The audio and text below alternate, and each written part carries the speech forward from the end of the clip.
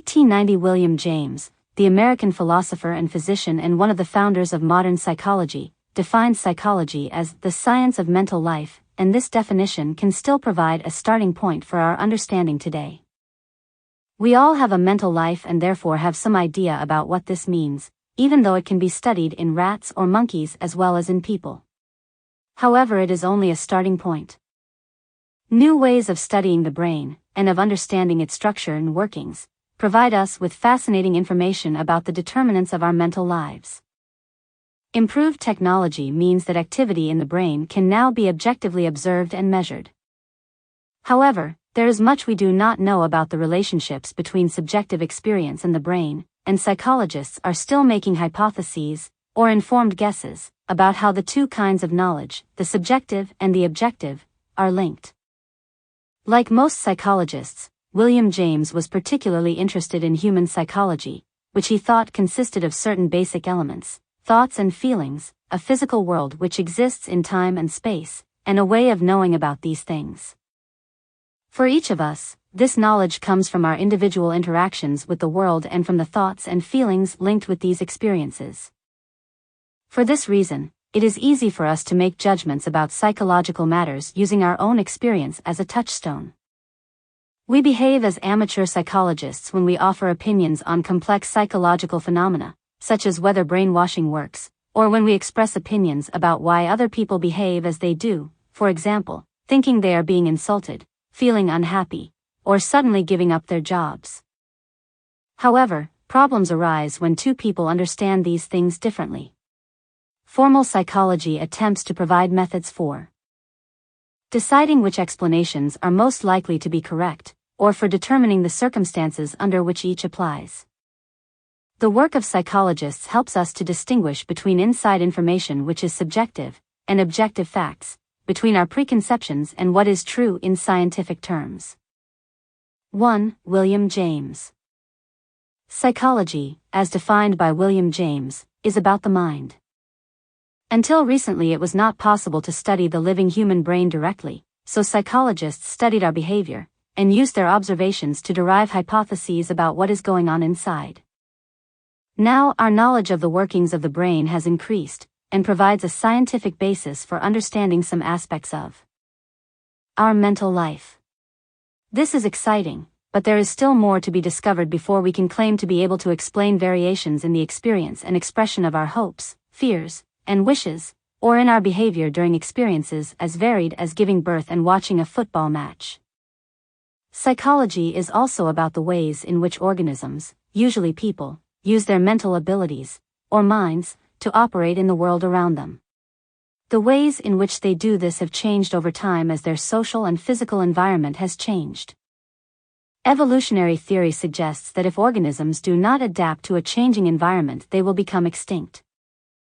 We have been, and still are being, shaped by adaptive processes. This means that there are evolutionary explanations for the ways in which our brains, and our minds, work. For instance, the reason we are better at detecting moving objects than those that are stationary may be because this ability was useful in helping our ancestors to avoid predators. It is important for psychologists, as it is for other scientists, to be aware of those reasons. A difficulty inherent in the study of psychology is that scientific facts should be objective and verifiable, but the workings of the mind are not observable in the way that those of an engine are. Scientists have only been able to study them in detail since they have developed numerous specialized and clever techniques, a few of which are described in this book. In everyday life they can only be perceived indirectly, and have to be inferred from what can be observed. The endeavor of psychology is much like that involved in solving a crossword puzzle. It involves evaluating and interpreting the available clues, and using what you already know to fill in the gaps. Furthermore, the clues themselves have to be derived from careful observation, based on accurate measurement, analyzed with all possible scientific rigor, and interpreted using logical and reasoned arguments which can be subjected to public scrutiny. Only a part of what we want to know in psychology, how we perceive, learn, remember, think, solve problems, feel, develop, differ from each other, and interrelate, can be measured directly, and all these activities are multiply determined. meaning that they are influenced by several factors rather than by a single one. For example, think of all the things that may affect your response to a particular situation, such as losing your way in a strange town.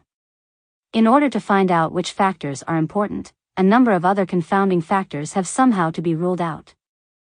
Complex interactions are the norm rather than the exception in psychology, and understanding them depends on the development of sophisticated techniques and theories. Psychology has the same goals as many other sciences: to describe, understand, and predict the processes that it studies.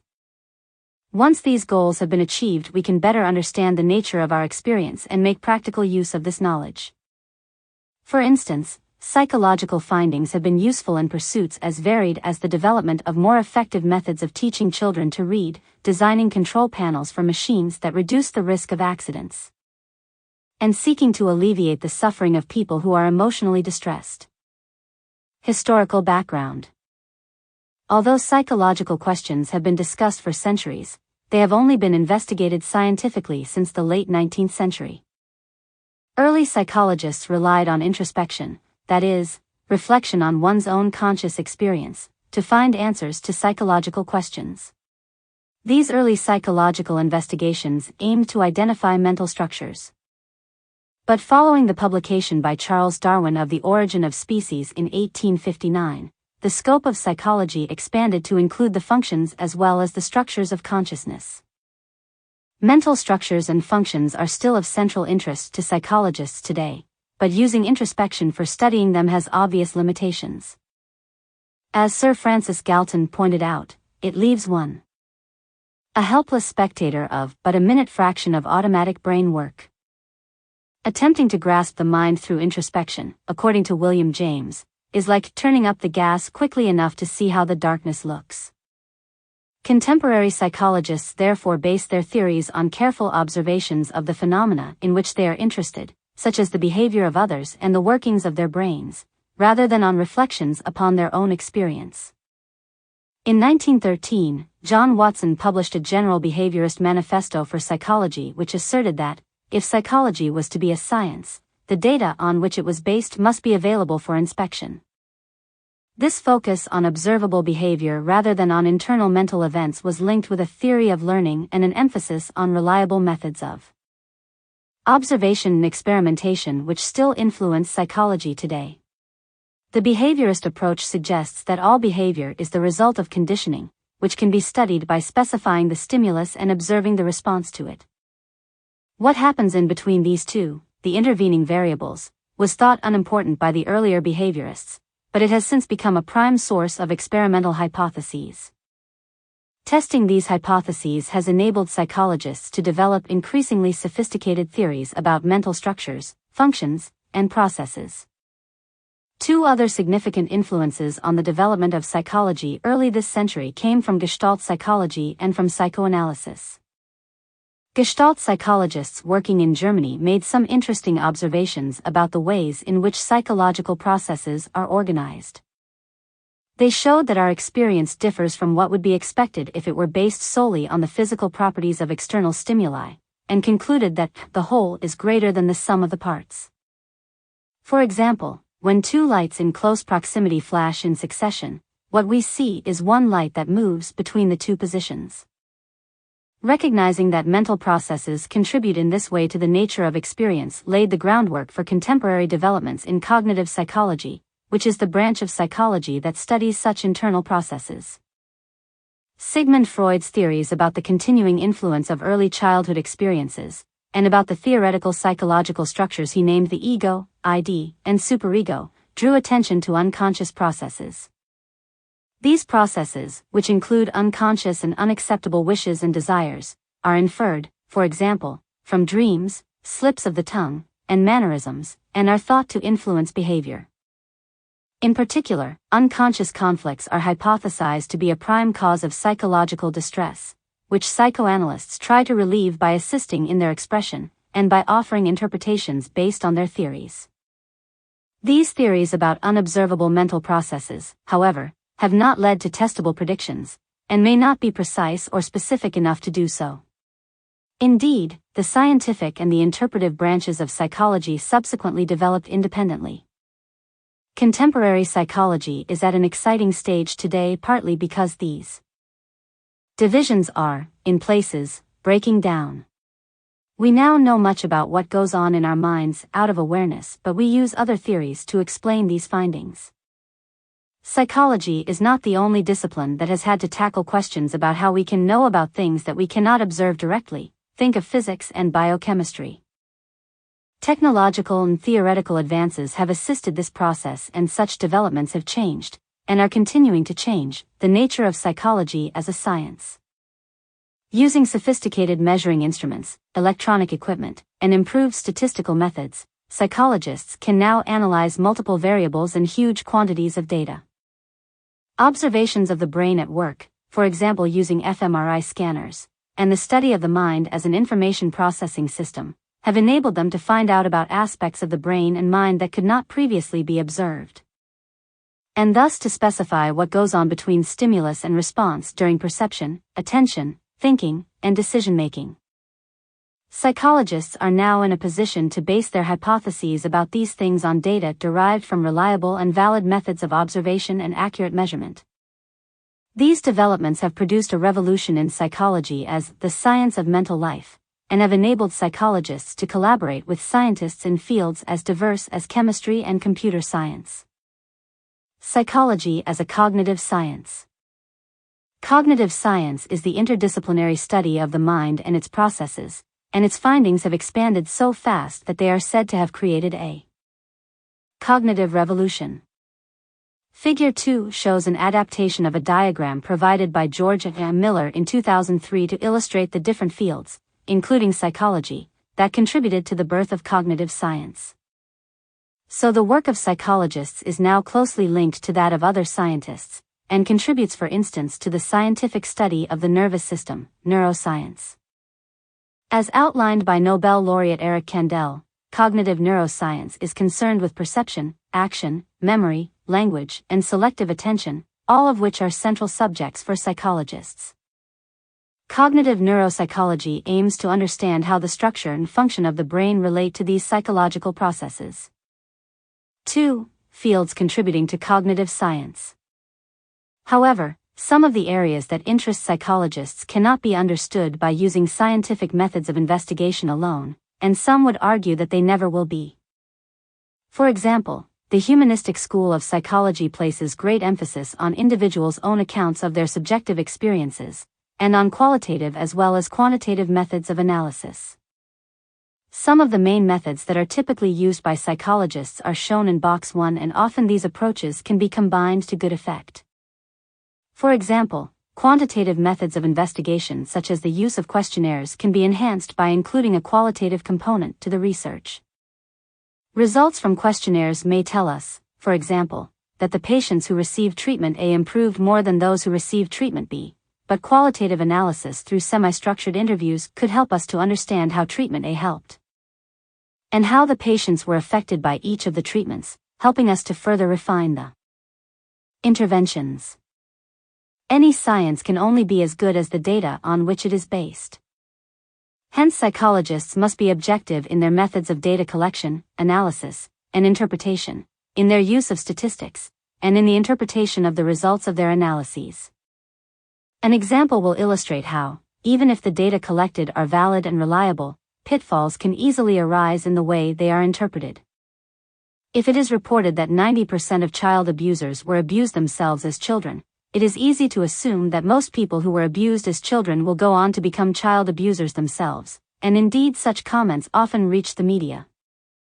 However, the interpretation does not in fact follow logically from the information given. The majority of people who have themselves been abused do not repeat this pattern of behavior. Psychologists, as researchers, have therefore to learn how to present their data in an objective way that is not likely to mislead, and to interpret the facts and figures reported by others. This involves a high degree of critical, scientific thinking. Box 1. The main methods of investigation used by psychologists.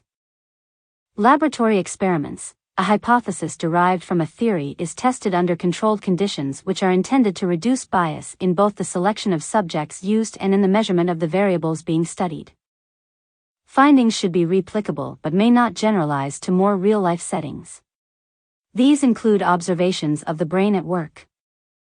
Field experiments, hypotheses are tested outside laboratories, in more natural conditions, but these experiments may be less well controlled, harder to replicate, or may not generalize to other settings. Correlational methods, assessing the strength of the relationship between two or more variables, such as reading level and attention span. This is a method of data analysis, rather than data collection. Observations of behavior, the behavior in question must be clearly defined, and methods of observing it should be reliable. Observations must be truly representative of the behavior that is of interest. Case studies, particularly useful following brain damage, as a source of ideas for future research, and for measuring the same behavior repeatedly under different conditions. Self-report and questionnaire studies, these provide subjective data, based on self-knowledge, and their reliability can be ensured through good test design and by standardizing the tests on large representative samples. Surveys, useful for collecting new ideas, and for sampling the responses of the population in which the psychologist is interested. Interviews, a source of qualitative data about human behavior which can be used to derive impressions about underlying processes. The main branches of psychology. It has been argued that psychology is not a science because there is no single governing paradigm or theoretical principle upon which it is based. Rather, it is composed of many loosely allied schools of thought. However, this feature of psychology is perhaps inevitable because of its subject matter. Studying the physiology, biology, or chemistry of an organism provides the kind of exclusive focus that is not available to psychologists precisely because they are interested in mental processes, which cannot be separated from all the other aspects of the organism. So there are, as one might expect, many approaches to the study of psychology, ranging from the more artistic to the more scientific, and the different branches of the subject may seem at times like completely separate fields. The main ones are listed in box 2. In practice, there is a considerable overlap between the different branches as well as between psychology and related fields. Close relatives of psychology. There are some fields with which psychology is frequently confused, and for good reason. First, psychology is not psychiatry. Psychiatry is a branch of medicine which specializes in helping people to overcome mental disorders. It therefore concentrates on what happens when things go wrong, on mental illness and mental distress. Psychologists also apply their skills in the clinic, but they are not medical doctors and they combine a wide knowledge of normal psychological processes and development with their focus on psychological problems and distress. They are not usually able to prescribe drugs, rather they specialize in helping people to understand, control, or modify their thoughts or behavior in order to reduce their suffering and distress. Box 2. The main branches of psychology. Abnormal, the study of psychological dysfunctions and of ways of overcoming them. Behavioral, emphasizes behavior, learning, and the collection of data which can be directly observed. Biological, the study of the psychology of different species, inheritance patterns, and determinants of behavior. Cognitive, focuses on finding out how information is collected, processed, understood, and used. Developmental, how organisms change during their lifespan.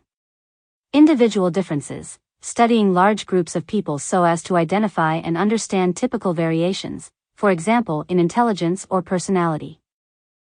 Physiological, focuses on the mutual influences between physiological state and psychology, and on the workings of the senses, nervous system, and brain.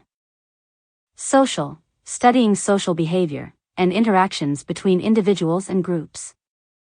Second, psychology is often confused with psychotherapy. Psychotherapy is a broad term referring to many different types of psychological therapy, but referring to no particular type exclusively. Although the term is often used to refer to psychodynamic and humanistic approaches to therapy, it also has a wider, more general use. For example, there has recently been a great expansion in cognitive behavioral psychotherapy. Third, there are many related fields, in addition to neuropsychology, in which psychologists may work, or collaborate with others, including psychometrics, psychophysiology, and psycholinguistics. Psychologists also play a part in broader, developing fields to which others contribute as well, such as cognitive science and information technology, or the understanding of psychophysiological aspects of phenomena such as stress, fatigue, or insomnia. Psychology as used in the clinic may be well known, but it is just one branch of a much bigger subject. The aims and structure of this book. Our aim is to explain and illustrate why psychology is interesting, important, and useful today. As most psychologists are interested in people, examples will predominantly be drawn from human psychology. Nevertheless, the book starts from the assumption that the minimum condition for having a psychology, as opposed to being a plant or an amoeba, is the possession of a mental control system that enables the organism to operate both in and on the world. Once the brain and nervous system have evolved sufficiently to be used as a control center, there are certain things it must be able to do: pick up information about the world outside itself, keep track of that information, store it for later use, and use it to organize its behavior so as, crudely speaking, to get more of what it wants and less of what it does not want. Different organisms do these things in different ways, and yet some of the processes involved are similar across species. For example, some types of learning and some expressions of emotion. One of the central concerns of psychologists is to find out how these things come about. So chapters 2-5 will focus on 4 of the most important questions that psychologists ask. What gets into the mind? What stays in the mind? How do we use what is in the mind? And why do we do what we do? They aim to show how psychologists find out about the processes involved in perception and attention, in learning and memory, in thinking, reasoning, and communicating, and in motivation and emotion. These chapters explain the ways in which these processes work for us, and they focus on generalities, the commonalities between people.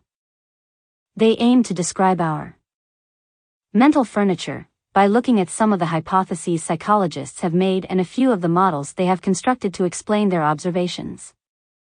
Psychologists are also interested in the differences between people and in the determinants of their obvious variety. If we are going to understand people better, we need to disentangle general influences from individual ones. If there were only general patterns and rules, and we all had the same mental furniture, then all people would be psychologically identical, which of course they are not. So how do we explain how they come to be the way they are, and how do we understand their differences, their difficulties, and their interactions?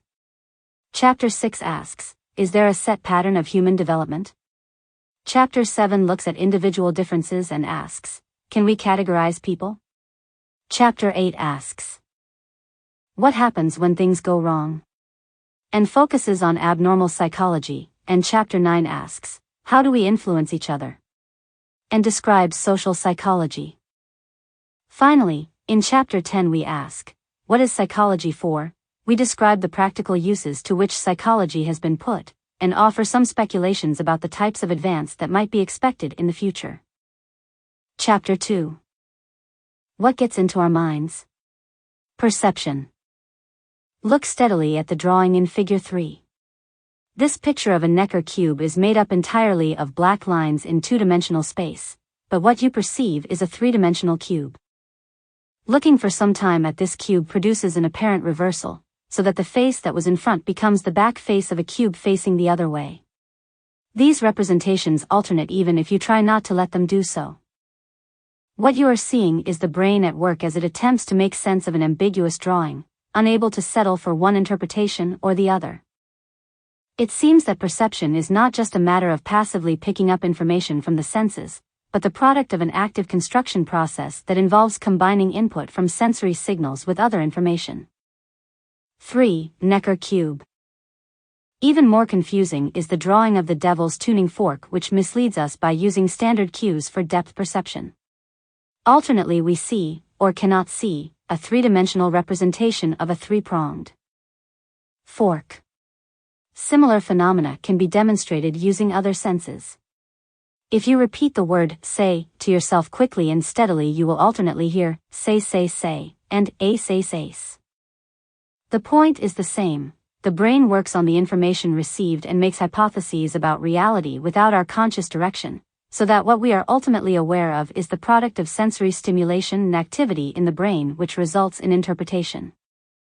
If we are driving in thick fog, or trying to read in the dark, then the guesswork becomes obvious. Is this our turning or a driveway?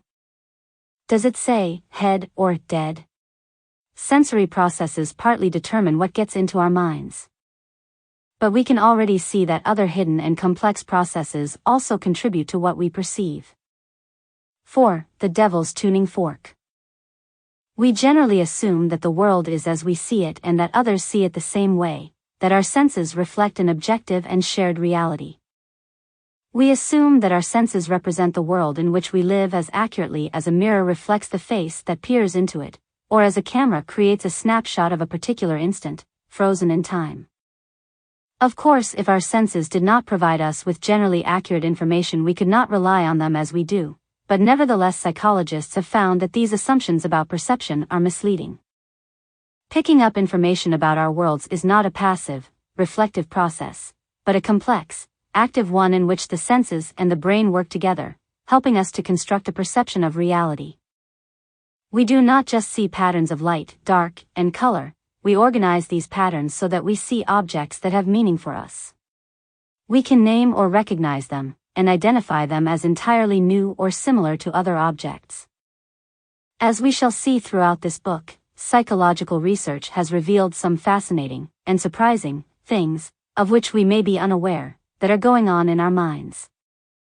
Studying these hidden processes has become an interdisciplinary matter with developments in the cognitive sciences, and especially in computational neuroscience, which is the study of brain function in terms of the information processing properties of the structures that make up the nervous system. This helps to shed light on the mechanisms by which we perceive and understand the vast array of information that impacts on our senses. Most psychological research into perception has concentrated on visual perception because vision is our best developed sense. About half the cortex is related to vision. Visual examples can also be illustrated, so they will predominate in this chapter. Perceiving the real world. The first stage of perception involves detecting the signal that something is out there.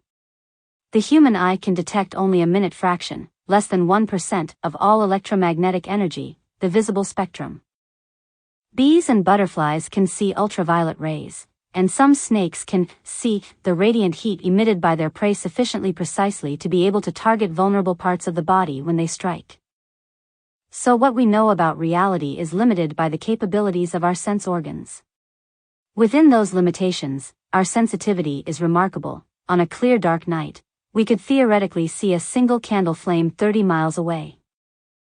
When we detect a signal such as a light, our sensory receptors convert one form of energy into another, so information about the light is transmitted as a pattern of neural impulses. The raw material of perception for all the senses consists of neural impulses which are channeled to differently specialized parts of the brain.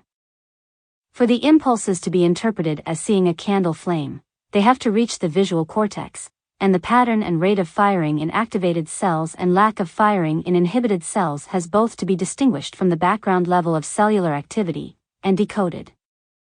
Interestingly, the ability to detect a signal accurately is far more variable than would be expected from knowledge about sensory systems alone, and is influenced by many other factors. Some are obvious, like attention, others less obvious, involving our expectations, motivations, or inclinations, such as a tendency to say yes or no when uncertain. If you are listening to the radio while waiting for an important phone call, you may think you heard it ring when it did not, whereas if you are engrossed in the radio program and not expecting a call, you may completely fail to hear it ring.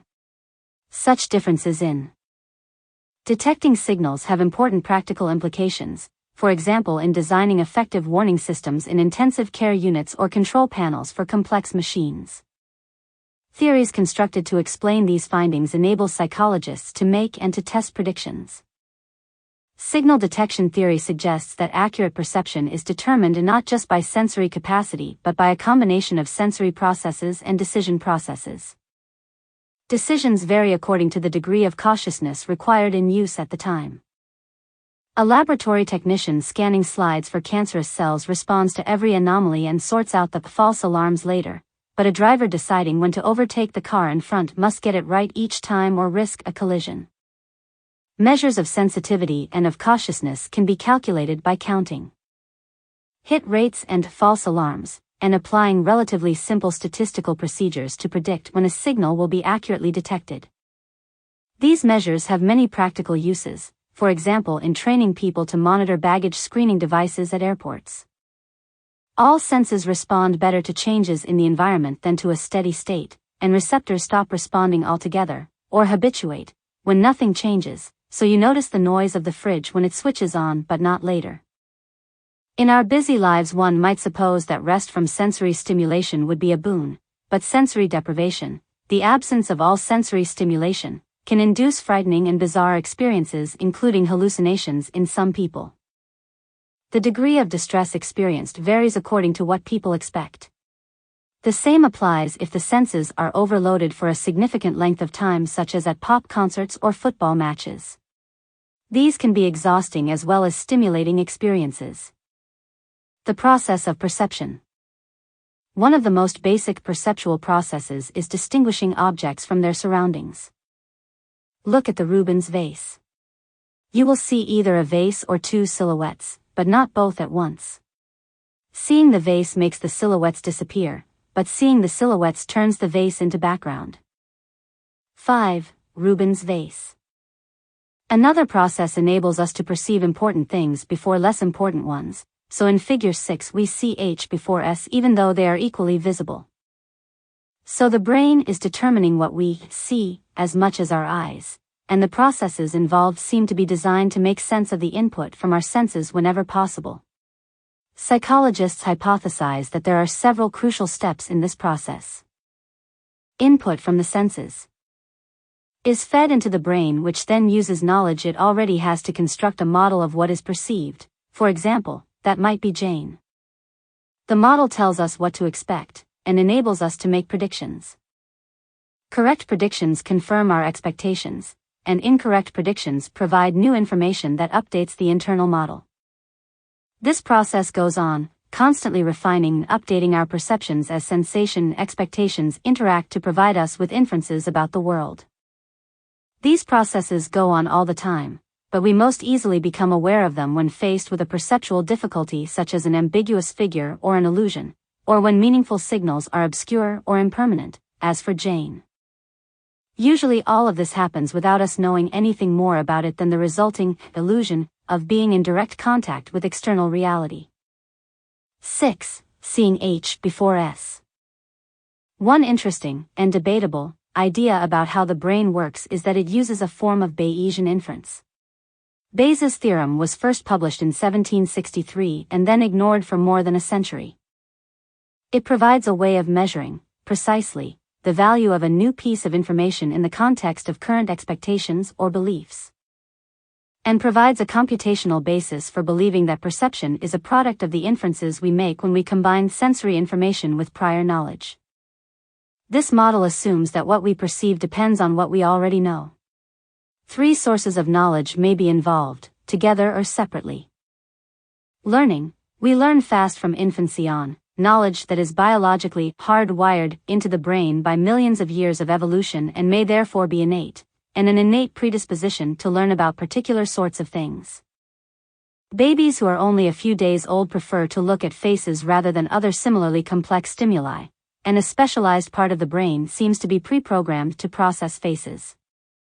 Neural activity in this area can be detected when a face is expected but has not yet appeared in our visual field, and also when we imagine seeing a face. Then all 3 processes could be involved.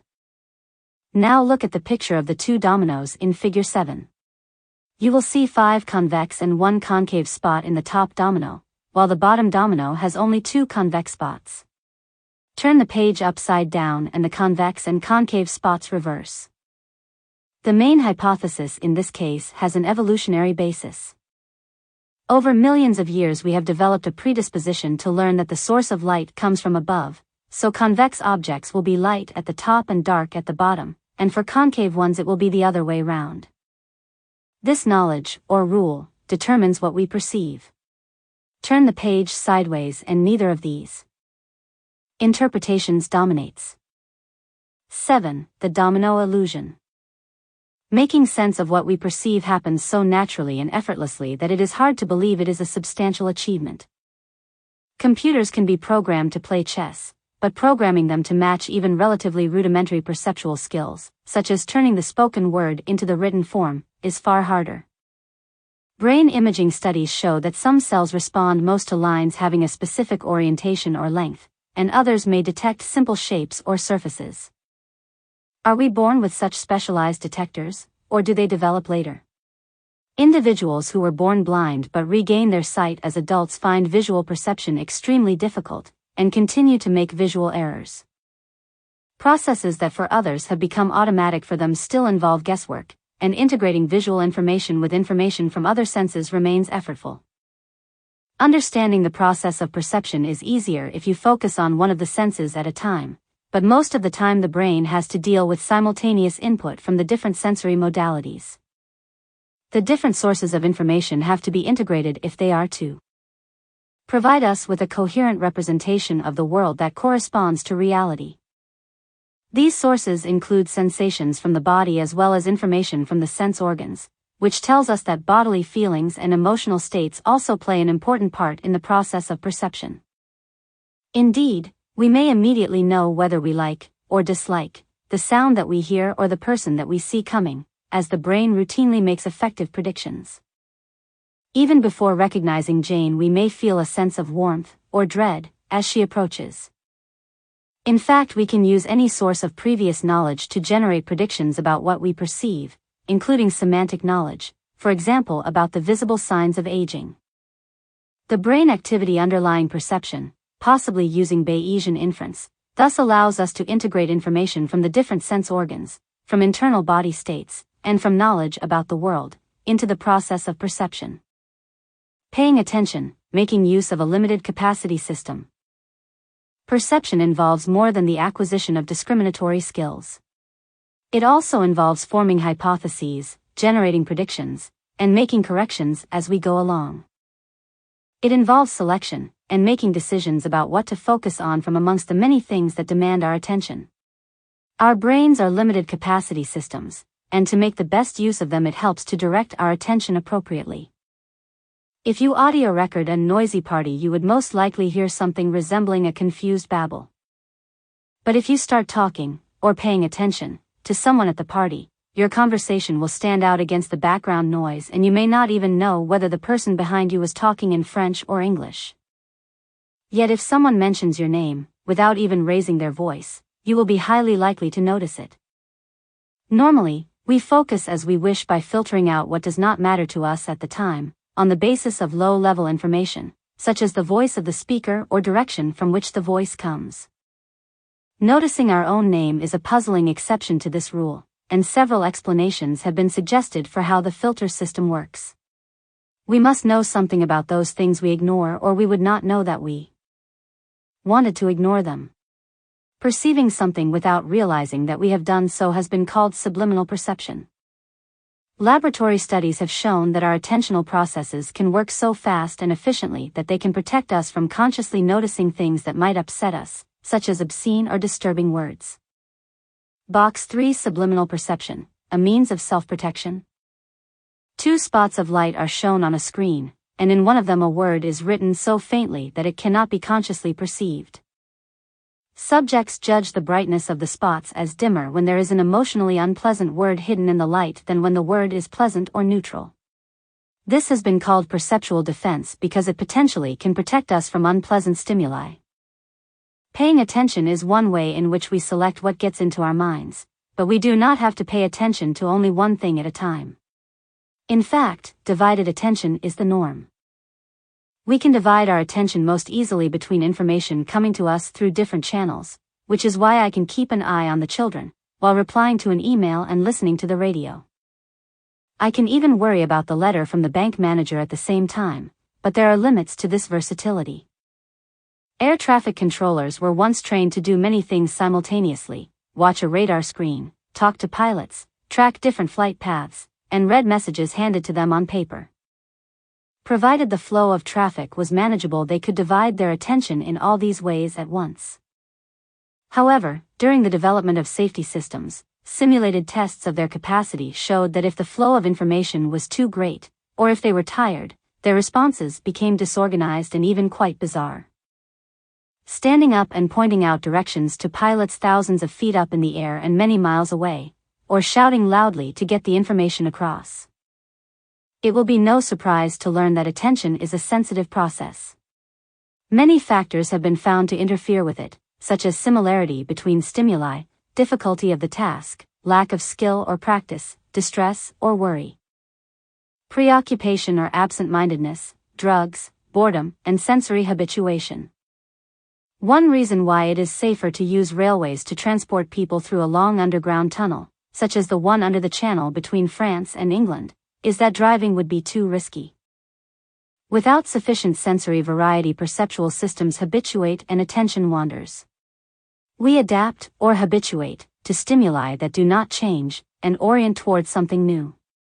So lying quite still in the bath, I will not notice the gradual temperature change until I move about. What we actually perceive, in combining perception and attention, is thus influenced by internal factors such as emotions and bodily states as well as by external factors. People who fear social rejection more readily notice signs of unfriendliness than of friendliness, such as negative facial expressions, and hungry people judge pictures of food as more brightly colored than pictures of other things. These findings confirm that so much of perception goes on outside awareness that we cannot be sure that there is a good match between what we perceive and reality, or between what we perceive and what others perceive. Psychologists have suggested that two kinds of processing are involved. Bottom-up processing starts when we see something out in the real world which triggers a chain of activity in the brain. This tends to prevail when viewing conditions are good. Top-down processing reflects the contribution of conceptually driven, central processes. Even when reacting to light or sound waves, each of us brings past experience to the task, and if the viewing conditions are poor, or our expectations are strong, we will rely more on internal and less on external information. Glance at the triangle in Figure 8 to see what it says. Did you notice the error? Most people do not do so at first, as their expectations about the well-known phrase interfere with accurate perception. Occupying people with an attention-demanding task has a similar effect. When doing this, most observers fail to notice anything else, even when a man dressed as a gorilla walks in full view behind the jugglers. In both cases, the Bayesian brain is using prior knowledge to make predictions which then influence what is perceived, so we see what we expect to see, and we ignore what we do not expect to see. 8. Paris in the spring. Learning from perceptual impairment, the man who mistook his wife for a hat. The complexities of perception mean that it can go wrong in many different ways. In The Man Who Mistook His Wife for a Hat, Oliver Sacks describes what happens when more complex, interpretive perceptual abilities are seriously impaired. His patient was a talented musician, with no deterioration in his musical or other mental abilities. He was aware that he made mistakes, particularly in recognizing people, but not otherwise aware that anything much was wrong. He could converse normally, but no longer recognized his students, and confused inanimate objects with animate ones. At the end of an interview with Dr. Sacks, he looked for his hat, but instead reached for, and tried to lift off, his wife's head. He could not recognize the emotional expressions or the gender of people seen on TV, and could not identify members of his family from their photographs, even though he could do so by their voices. Sacks reports that, visually, he was lost in a world of lifeless abstractions. He could see the world as a computer construes it, by means of key features and schematic relationships, so that when asked to identify a glove he described it as a container of some sort and as a continuous surface enfolded on itself appears to have 5 outpouchings. This severe perceptual impairment affected visual recognition more than other things, as if he could see without understanding or interpreting what he saw.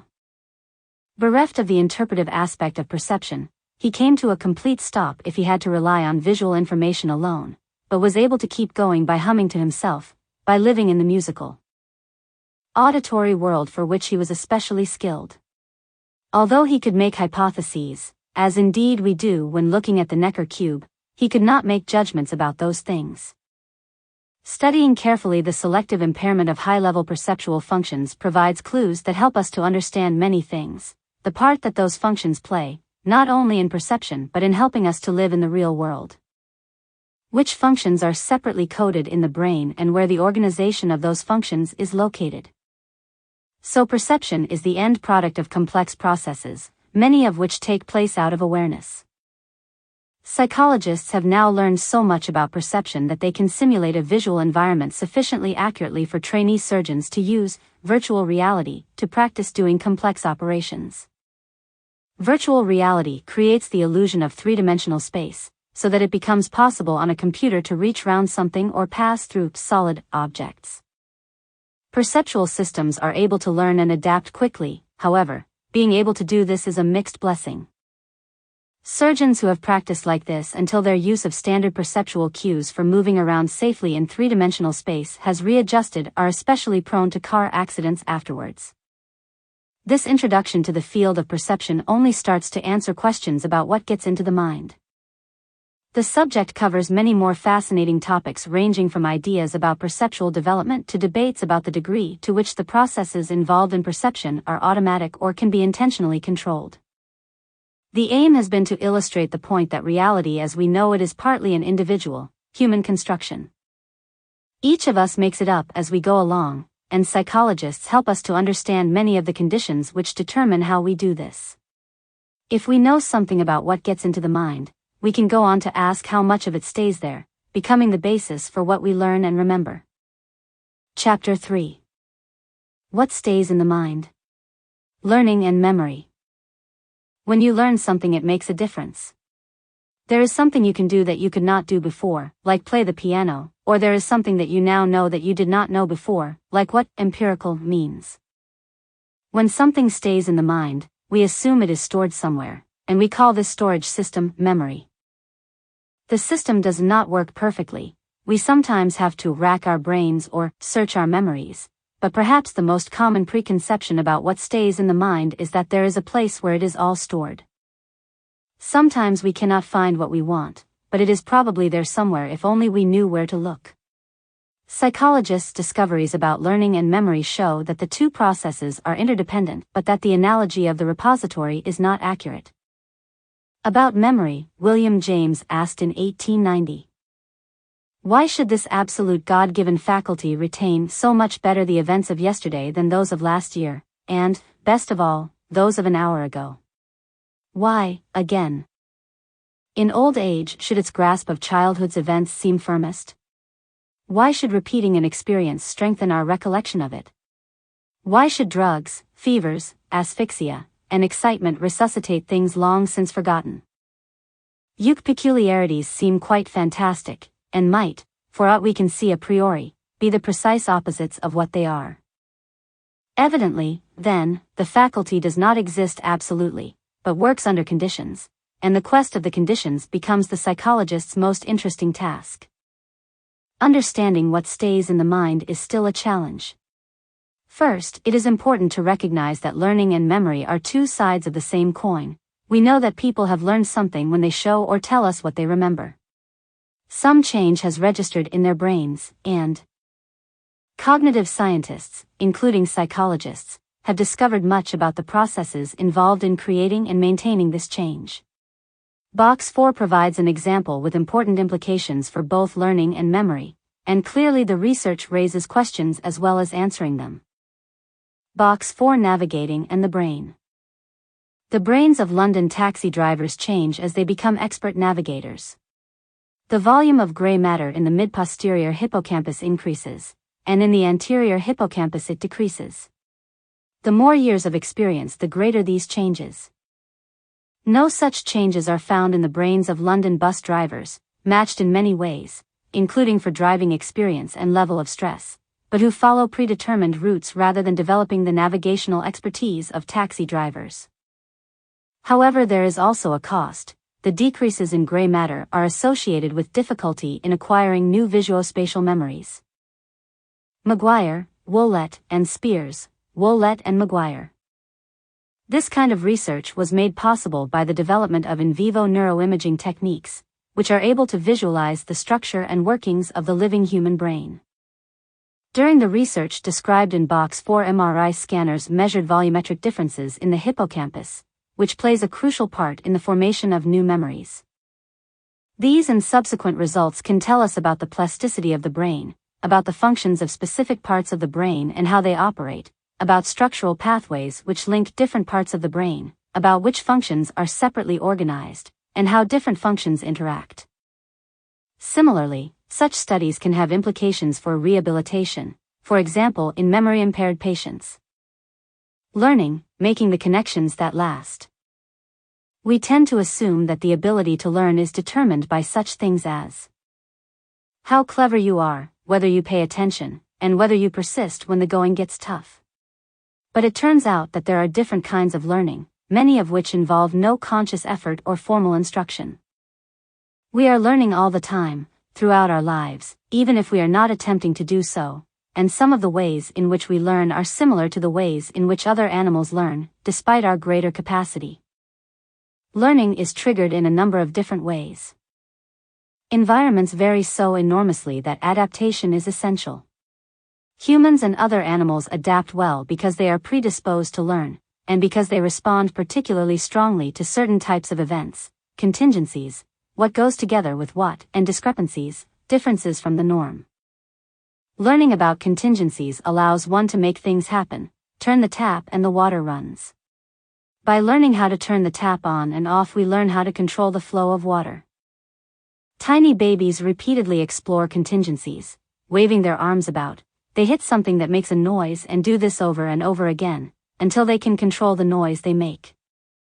This apparent fascination with contingencies is an important basis for other types of learning such as skill learning. Once you have mastered a skill, you can do it without thinking and turn your attention to something else. Once you can read words effortlessly, you can think about their meaning. If you can play the tune automatically, you can think about how to interpret the music.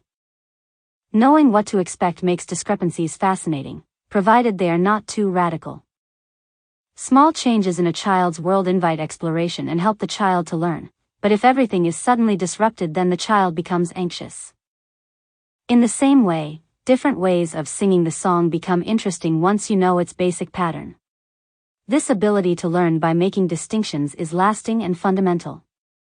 Older people are better at new learning when they already have relevant stored knowledge and are therefore noticing and adjusting to discrepancies, but they are worse at learning something completely new. We remain responsive to contingencies and discrepancies throughout our lives, and both processes are involved in the two kinds of associative learning described next. Associative learning. Perhaps the most basic of the many different kinds of learning is association learning or conditioning, of which there are two types, classical and instrumental conditioning. Classical conditioning was first explored and understood by Pavlov, working with dogs in the 1920s. Having found a way of measuring their salivation in response to food, he noticed that the dogs started to salivate before they were given the food. The reflexive, or unconditioned response, of salivation was triggered by things associated with the food, like the sight of the bowl, the person who brought the food, or the sound of the bell that was paired with the food. Pavlov showed that virtually any stimulus could become a conditioned stimulus for salivation, the sound of a metronome, a triangle drawn on a large card, and even an electric shock. And he concluded that learning takes place when a previously neutral stimulus is associated with an unconditioned stimulus. Classical conditioning has been minutely studied, so we know how conditioned responses die away or generalize to similar things, how emotions can be conditioned and counterconditioned.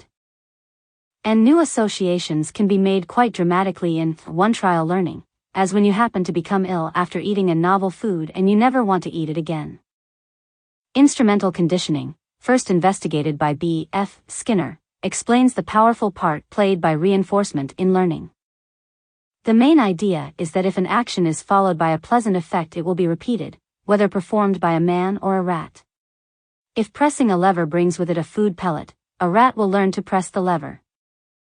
The hungrier it is, the faster it will learn, and the strength of its response can be precisely predicted by the rate at which the food pellets are dispensed. The rat will work hardest if the pellets arrive intermittently and unpredictably, and least hard if the pellets arrive after the same amount of time, whatever the rat does. Hence, people paid at a constant rate for doing boring, repetitive work quickly lose motivation in comparison to those paid piece rate. Using the principles of reinforcement, extraordinary feats of learning have been demonstrated, such as teaching pigeons to play table tennis with their beaks by shaping their behavior gradually in the right direction.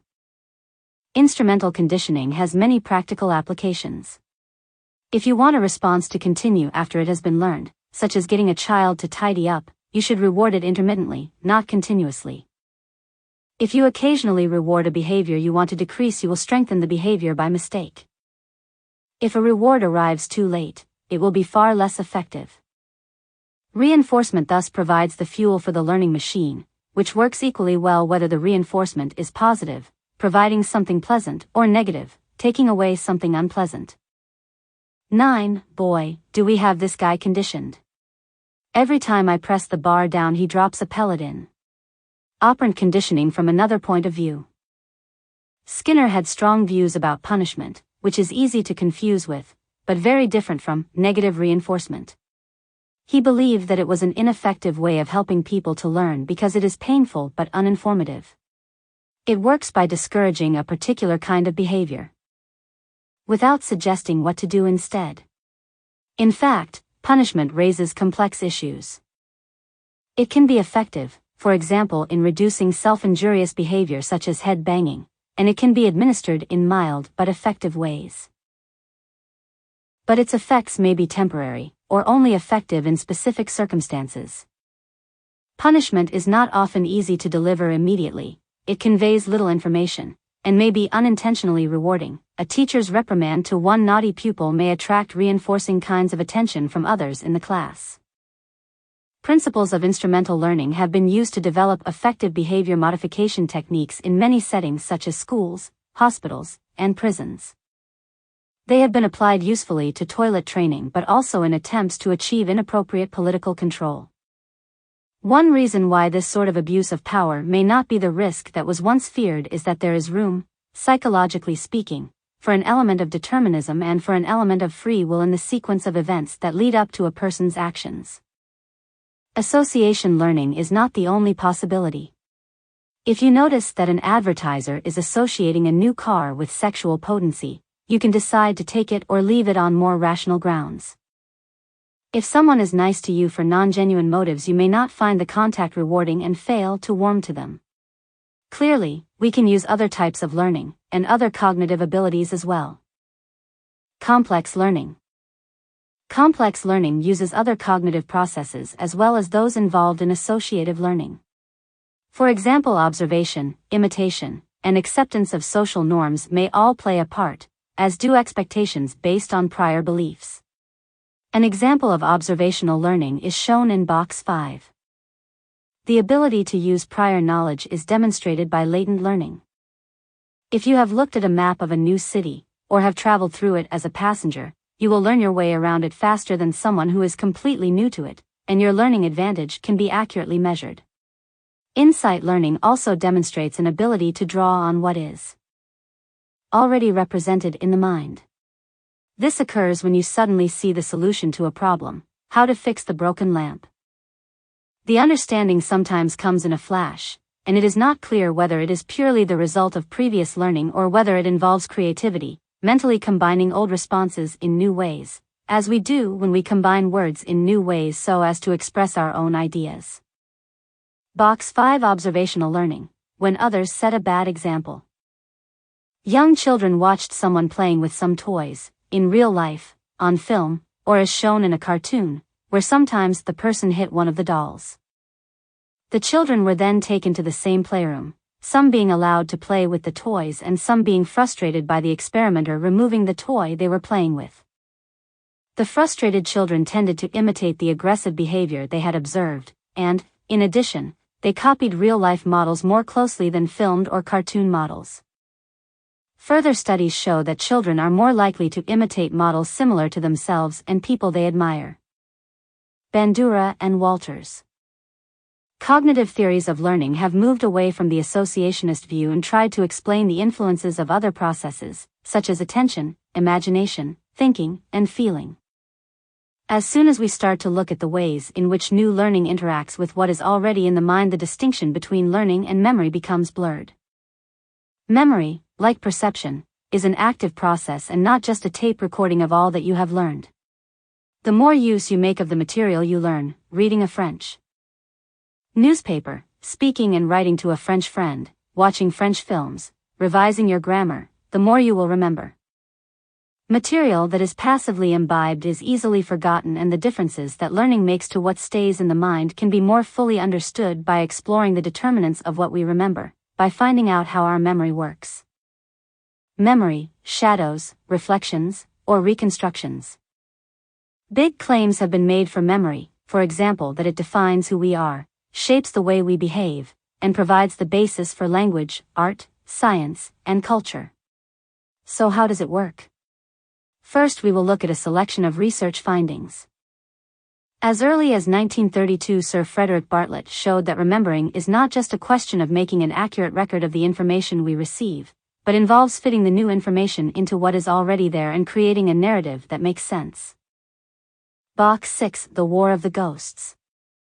Bartlett read to a group of people an American Indian legend in which a man watches a battle involving ghosts, recounts what he has seen to some other people, and then suddenly succumbs to a wound received from a ghost. People made sense of the unfamiliar material by fitting it into their own pre-existing ideas and cultural expectations.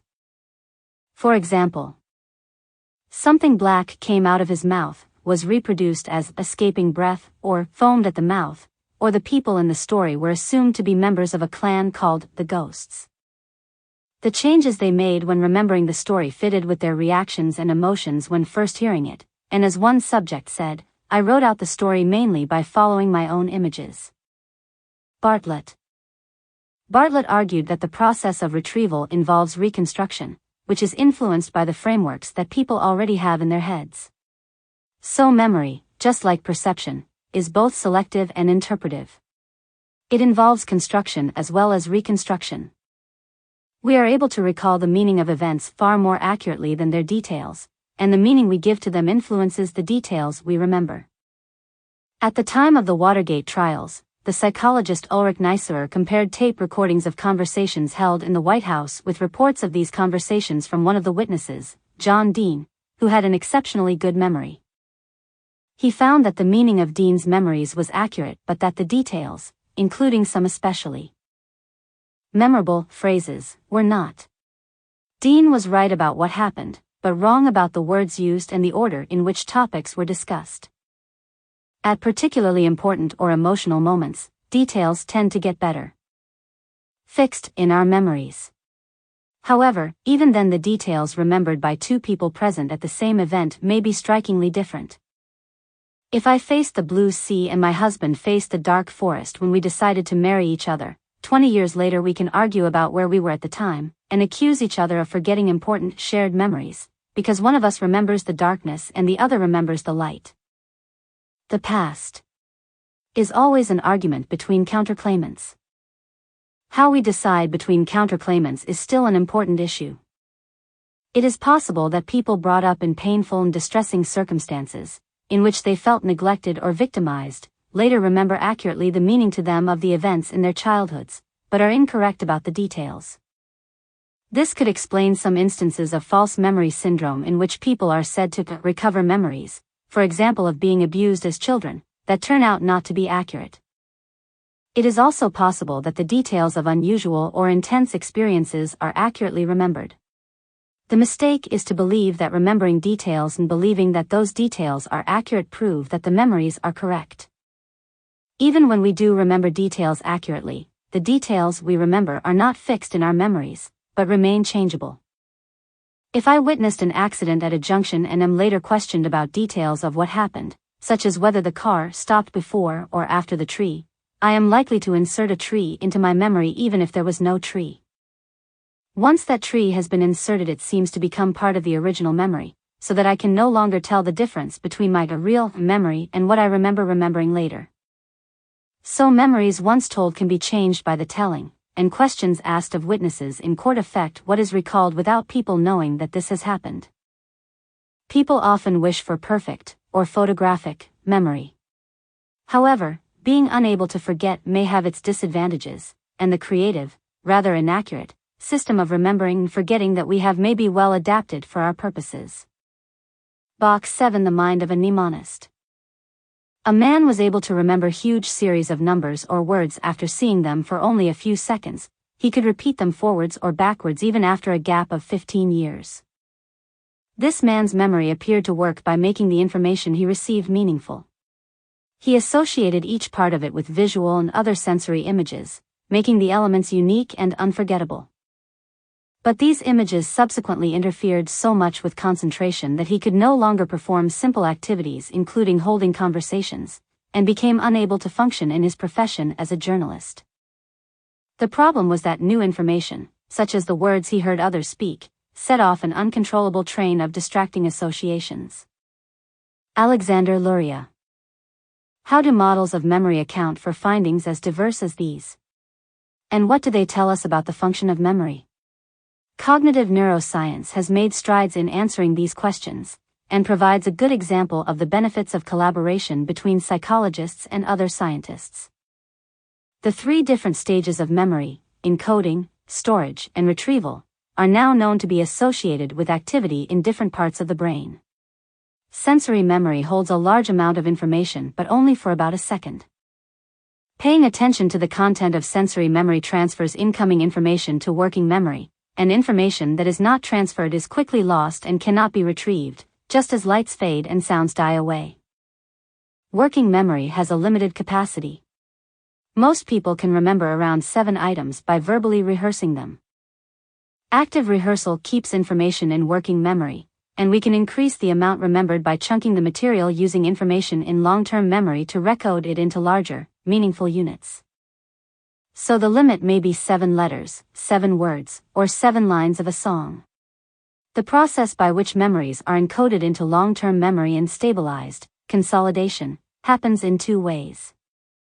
Synaptic consolidation, effected in hippocampal regions of the brain, occurs within the first few hours of learning, and systemic consolidation involves transfer of information to the cortex, and occurs over a period of time varying between weeks and years. Functional brain imaging studies have revealed that the activity of various brain regions changes over time after a new memory is acquired. The hippocampus plays a crucial part in this process. It is known to be important for learning new information and for memory consolidation, and to have input and output channels that link it to different parts of the brain. Bilateral damage to the hippocampus makes it impossible to lay down new episodic memories, or consciously to remember experiences preceding the damage by as much as a couple of years. Motor skills are usually retained, and procedural memories can still be laid down while memories for events earlier than this remain unaffected. However, we are still some way from understanding exactly how complex memories are stored, and how we succeed, or fail, in retrieving them when we wish to. It may sound as if information in long-term memory is not lost when we forget, it has just become difficult to access. This suggests that forgetting occurs because similar memories become confused and interfere with each other when we try to recall them. So, unless we have the mind of a mnemonist, one birthday party becomes confused with another, and what we remember in the end is something about the significance of birthdays rather than exactly what happened when we were 5 or 10 or 15. General meanings are more important than details unless something marks those details for us. So how can you establish what really happened? Or do we even need to? Evolutionary considerations may help to explain why memory works as we know that it does. Our memory systems did not evolve because we need to catalog the items and events in the world, but rather because we need to survive in a changing world. There are things we need to remember, like how to find the way home or correct our mistakes or recognize danger, and things we do not need to remember, like precise details of our past. We need to select, interpret, and integrate one thing with another, to make use of incoming information and of what we learn, and memory is an activity that helps us to do these things. Learning and memory, like the perceptual system described in Chapter 2, are active systems that employ organizing principles. Information stays in the mind more easily if, for example, it is relevant, distinctive in some way, has been elaborated upon or worked with, and processed meaningfully as opposed to superficially. Organizing information we want to remember confers an advantage when it comes to remembering it. Some general principles of organization have been discovered, but at the same time each of us develops a personal organizational system based on past experience. So we encode or organize incoming information differently, and have different priorities or interests when retrieving it. This helps us to adapt in the present, to avoid situations that trouble us and to seek out the kind of work that feels satisfying. But it also means that our memories are not just snapshots of the past. Just as we saw that perceiving and attending to the outside world involves constructing a view of reality, so we now see that learning and memory are also active, constructive processes. Furthermore, the accuracy of our memories may be irrelevant for many purposes. In order to make the best use of what stays in the mind, it may be more important to remember meanings, and to use these as we think, reason, and communicate, than to remember precisely what happened. Chapter 4. How do we use what is in the mind? Thinking, reasoning, and communicating. Behaving thoughtlessly, not stopping to think, being unreasonable or illogical, and being unable to explain our reasons for doing something are failings to which everyone is susceptible. The assumption is that when we do these things we are failing. We should think before we act, be thoughtful and reasonable, and be able to communicate clearly. However, psychologists have made some rather surprising discoveries about this type of behavior, and some of the more recent discoveries are outlined next. In 2002, Daniel Kahneman, described by the philosopher George Pinker as among the most influential psychologists in history, was awarded a Nobel Prize in economic sciences. Why should this prize be given to a psychologist? The answer is to be found in his work on thinking and reasoning. This work helped to define the new field of behavioral economics to which various governments in the Western world now pay close attention. For instance, in 2011 the UK government established a number of behavioral insight teams whose task is to apply specific psychological findings to the business of government. Behavioral economists study the effects of social, cognitive, and emotional factors on the economic decisions of individuals and institutions, and these of course are subject to the same influences as other judgments and decisions that we make, and are also central subjects for psychologists. In chapters 2 and 3 it was argued that what gets into the mind and what stays there subsequently is not solely determined by the nature of objective reality, but also by the processes involved in perception learning and remembering. If we can make sense of what we perceive, recall information when it is needed, and use it when we think, reason, and communicate, then we can make plans, have ideas, solve problems, imagine more or less fantastic possibilities, and tell others all about it. Thinking, the costs and the benefits. Thinking uses up energy, and this energy and our use of it has evolved until it is now super efficient. The human brain runs on about a quarter of the power of an 100-watt bulb, controlling everything we do, our senses, movements, internal states such as digestion, and our thinking. The pressure has been to evolve systems that only invest in energy use when there is something to be gained, hence perhaps the relevance to economics. One of Kahneman's most important suggestions is that we have evolved two systems of thinking which are distinguished by their use of energy, a fast one that costs us little, and a slow one that costs much more. These two systems also have different benefits. System 1 is the fast, intuitive, and automatic one. The benefit is that it takes minimal effort, the cost is that it means we take shortcuts and make mistakes. Much of the time it works well. Complete the sentence bread and. Add these numbers 2 plus 2 equals, decide when to overtake the car in front, recognize at a glance that someone is angry. These tasks take little effort or voluntary control, as we can do them without thinking, once we have acquired some linguistic, mathematical, driving or social skills. System 1 helps us to make intuitive judgments, so we escape from danger without having to think about it, and it makes use of the information we have learned and collected in associative memory, so we can distinguish surprises from normal events and automatically use acquired skills. Although System 1 serves us well most of the time, it also means that we jump to conclusions, relying on rules of thumb or heuristics, which introduce biases into our thinking and reasoning. System 2 is slow, deliberate, and effortful thinking. It brings with it benefits of conscious thinking and rationality, but has high energy costs. It requires attention, of which we have limited capacity. As we saw in Chapter 2, when our attention is fully occupied in counting the passes made by basketball players, we are blind to the gorilla passing behind them. System 2 thinking, deciding which car to buy, filling in the tax return, explaining how to work the DVD player, etc., is tiring. It can also be moderately aversive, as our brains have evolved to maximize conservation of energy, and conscious thinking demands application. The law of least effort operates throughout our thinking processes, and tells us that, if there are several ways of doing the same thing, people will gravitate towards the easiest one, which is why Kahneman described System 2 thinking as lazy. Paying attention helps us acquire and use our knowledge, but this comes at a cost, quite literally. The division of labor between System 1 and System 2 is highly efficient. For example, System 1 runs automatically and generates intuitions or impressions, and System 2 switches on when effort is needed. For example, I can easily guess whether I have been given the right change, but in order to check I have to stop and think. This division of labor can draw on culturally and personally relevant information also. For example, I immediately realize that my colleague is unwell and think about how to take the pressure off her during the meeting.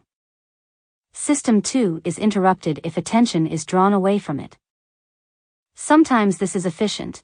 You lose the thread in the conversation when you hear the child yell. At other times it is disruptive. You lose track when irritated by the munching of the person next to you in the cinema. To make efficient use of a short supply of energy, we tend to rely on System 1 whenever possible, and this accounts for some common mistakes.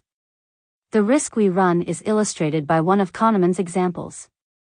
Read the following simple puzzle and allow your intuition to come up quickly with an answer. A bat and a ball cost $1.10. The bat costs $1 more than the ball. How much does the ball cost? What number did you come up with? The quick and easy answer is 10 cents. But this intuitive answer is wrong. It leaves the bat costing $1, which is only 90 cents more than the ball.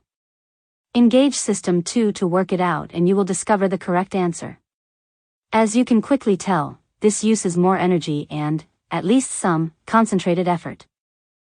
System 1 automatically makes use of associative links in the brain, including links to the body and to emotions, that subsequently influence our actions and feelings, again, in ways that we are unaware of, and therefore cannot prevent. Research on priming is revealing. For example, after being exposed to signs of money, people behaved differently.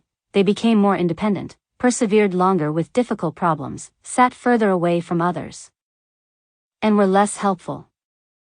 Exposed to words associated with old age in the USA hidden in scrambled sentences and without mentioning age, young people subsequently walked more slowly down the hallway as they left the building. Even though they were completely unaware of noticing these words, seeing them influenced their actions and produced an ideomotor effect. This works the other way round as well. Ask people to walk slowly and they become faster at recognizing words associated with old age. Thinking about stabbing a colleague in the back leaves people more inclined to buy soap, disinfectant, or detergent rather than batteries, juice, or candy bars.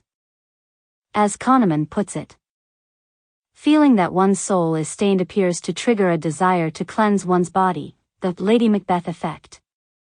It even influences links to different parts of the body. If you ask someone to tell a lie to a stranger over the phone, later they prefer mouthwash over soap. Telling the lie by email shifts their preference to the soap. These findings support theories of embodied cognition, which suggest that almost all aspects of cognition depend on and make use of low-level facilities such as the sensoromotor system and emotions, so are rooted in the body as well as the mind. The degree to which our behavior is influenced by System 1, thinking that is effortless, automatic, and inaccessible to reflection, is particularly well illustrated by the experiment in Box 8. Analysis of System 1 shows that our thinking is, and always will be, subject to influences that we cannot be aware of. Indeed, thinking consciously about some activities that have become automatic is remarkably disruptive.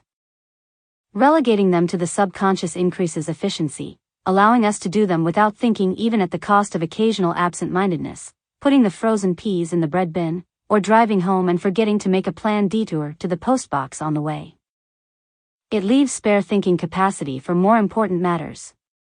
The study of such cognitive failures shows that they increase with stress, fatigue, or confusion, and can be reduced by stopping to think. Non-conscious mental activities demonstrably affect our thinking even though they remain outside awareness. Solutions to problems, or creative ideas, may pop into our heads apparently without previous thought, enabling us to see new ways forward, how to negotiate a deal or secure a broken window. More surprisingly, we can also make a decision to act without being aware of doing so. Olympic sprinters can take off in less than 1/10 of a second before they can consciously perceive the sound of the starting gun, and changes in brain activity can be identified before people are aware of their intention to move. Did they make the decision to move? Or not? Box 8 Hidden Influences on Our Behavior. Near to an honesty box in which people placed coffee fund contributions, researchers at Newcastle University in the UK alternately displayed images of eyes and of flowers. Each image was displayed for a week at a time. During all the weeks in which eyes were displayed, bigger contributions were made than in the weeks with flower images. Over the 10 weeks of the study, contributions during the eyes weeks were almost 3 times higher than those made in the flowers weeks.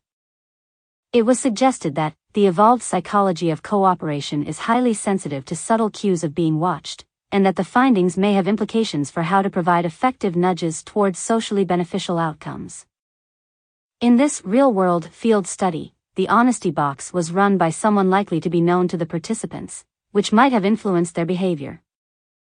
A follow-up study measuring the amount of litter left in a large cafeteria also found that people were less likely to litter in the presence of posters of eyes than of flowers, and that their behavior was independent of whether the posters exhorted people to clear up or displayed unrelated messages.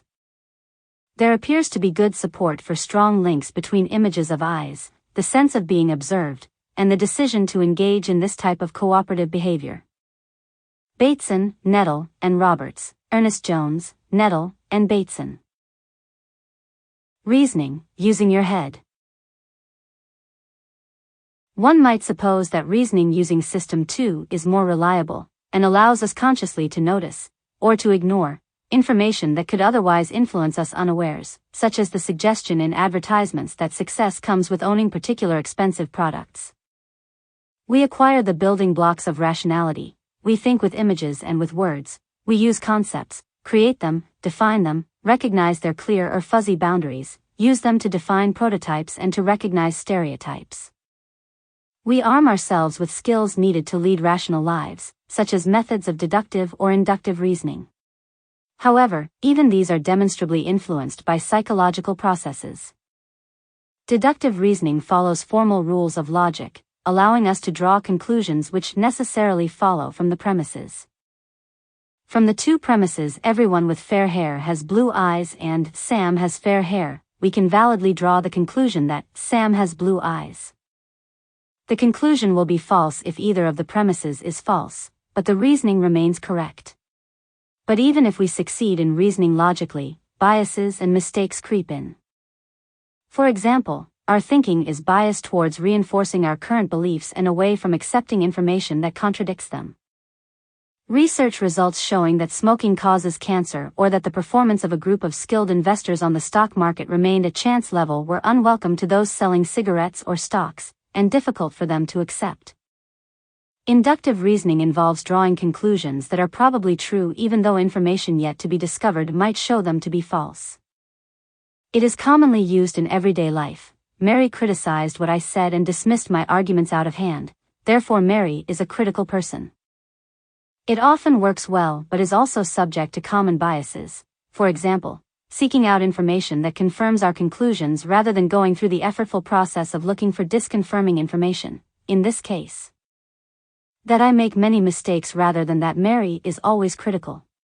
As William James put it, a great many people think they are thinking when they are merely rearranging their prejudices. System 2 thinking, when the effort is put in, helps us to be rational. It enables us to work things out, to follow rules and to make deliberate comparisons, choices, and decisions. But it has limited capacity and needs to conserve energy. Its activities are determined by the workings as well as by the structure of our brains, and honed by our evolutionary history, with the result that we are averse to mental effort. So we engage System 1, employ effort-reducing heuristics, and remain subject to biases. One of the big debates, for instance in behavioral economics, has been about the degree to which we behave as rational beings, and many of the findings suggest that we do so far less than we suppose. Anchoring is perhaps the best known, and most pervasive, cognitive bias that distorts our powers of reasoning. Kahneman and his colleague Tversky rigged a wheel of fortune, marked from 0 to 100, to stop only at numbers 10 or 65. After spinning the wheel, they asked participants in this experiment some completely unrelated questions such as, what is your best guess of the percentage of African nations in the UN? Those who saw the number 10 guessed 25%, those who saw number 65 guessed 45%. They were all influenced by a completely irrelevant number, and their guesses were drawn towards whichever anchor they had seen. When valuing a house, estate agents primed with a high, but irrelevant, anchor come up with a higher value than those primed with a low anchor, and a higher starting price can suggest a higher value, and bring in higher offers.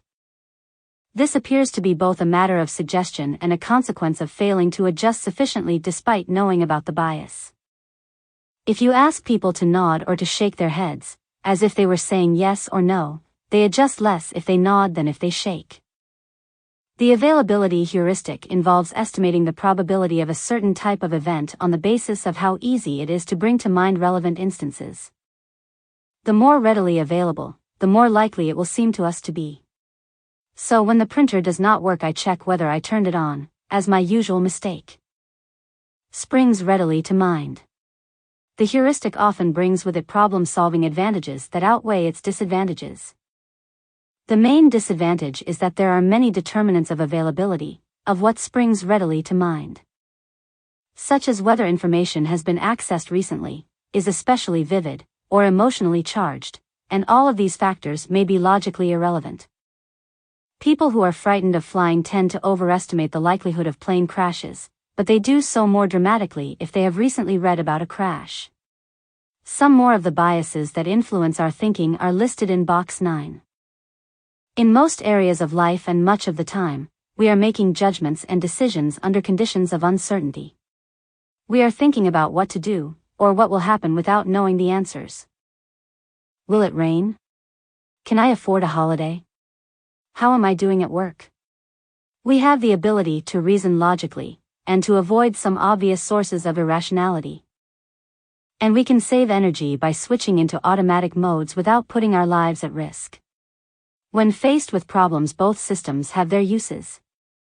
Psychologists studying problem solving have been particularly interested in the way it is influenced by past experience, by information stored in memory. It sounds obvious that, in general, we solve problems more easily as we accumulate experience. This is known as the positive transfer effect, and it helps to explain why adults solve problems more easily than children, and experts solve them more easily than novices. Experts are better at solving a chess problem, for instance, but both novices and experts benefit from a period of incubation during which they are not thinking about the problem at all. Once a strategy for solving a problem has been identified, it may take skill to apply the strategy, and reasoning skills are needed to evaluate progress. Experts are demonstrably better at recognizing patterns, retrieving relevant rules, and eliminating dead-end strategies.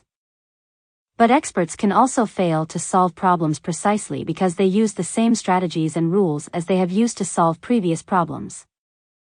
Developing a mental set prevents us having to reinvent the wheel each time but slows us up when faced with a new set of difficulties. It is remarkable how blind experts can become. Box 9 Sources of some typical thinking errors. Base rate neglect, making a judgment about the probability of an outcome while ignoring the general base rate. Framing, different ways of presenting the same information evoke different emotions, and different decisions. Halo effect, or exaggerated emotional coherence, noticing one good characteristic leads to the assumption that the rest are also good. Intensity matching, assuming that attributes that can be measured on a dimension are easily matched, e.g. Jim is as tall as he is clever. Loss aversion. Losses loom larger to us than gains. We will work harder not to lose 500 pounds than to win 500 pounds. Overconfidence. We overestimate the amount we know and underestimate the role of chance. Endowment effect. The tendency to value something more highly when we own it than when someone else owns it. Box 10 mental set. University students were presented with a problem which involved looking at a series of cards on which were written two letters A and B, and working out the correct sequence. After several position sequence problems had been solved, the type of problem was changed so that selecting the letter A was always correct and the letter B was always incorrect. 80% of the students failed to solve this trivial problem within 100 trials, and none of those who had failed to solve the problem selected the correct solution from amongst 6 possibilities. Levine. Functional fixedness, or thinking about objects only in terms of their functions, is another kind of mental set. An envelope is something to put a letter into rather than a container for sugar when you're having a picnic. Solving the sugar problem requires thinking about envelopes in new and creative ways. Creativity has been measured in various ways. For example, by testing the degree to which people think divergently, exploring ideas freely and generating many solutions, or convergently, following a set of steps which appear to converge on one correct solution to a problem. The more uses they can think of for common objects such as a house brick, the more divergent or creative they are said to be. Creativity can be used in many ways. Creative people are better than others at rationalizing their actions, and have been observed to cheat more too. We know that creativity is present at an early age, that young children can use familiar concepts in new and imaginative ways, and that environments that foster independent thinking in a safe way increase creativity. Creativity is important in the arts, in science, in the kitchen, or in the office, and it may confer adaptive advantages by fostering the inventiveness needed in constantly changing conditions. It requires flexibility of thinking and an ability to step over boundaries, and, surprisingly to some people, it is only weakly correlated with intelligence. Characteristics such as nonconformity, confidence, curiosity, and persistence are at least as important as intelligence in determining creativity. Communicating, getting the point across. Box 11 The 9-dot problem. Using no more than 4 straight lines, and without lifting the pen from the paper, connect all the dots in the diagram below.